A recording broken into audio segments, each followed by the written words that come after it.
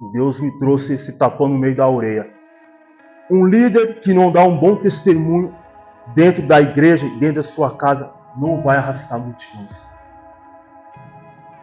Se ele não está dando um bom testemunho, me perdoa, ele não está expressando Jesus.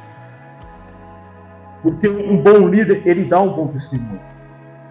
E hoje eu estava ali meditando e Deus começou a trazer à memória uma atitude minha que tive lá em Curitiba, em relação à minha postura como liderança. Um líder rebelde, ele não expressa o amor de Cristo. Ele expressa totalmente a expressão do inimigo.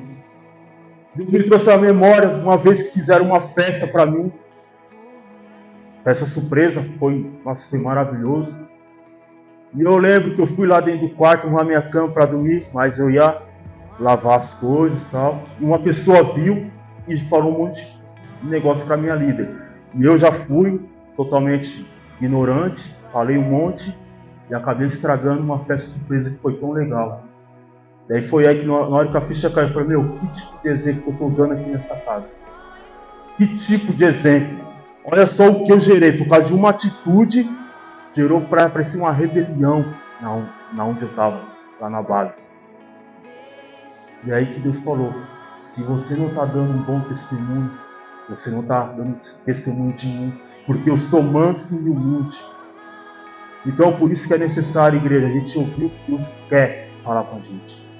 Precisamos ter ouvidos afinados para ouvir aquilo que Deus quer nos direcionar, seja exortação ou não, porque Deus ele tem todo o direito sim de puxar a nossa orelha.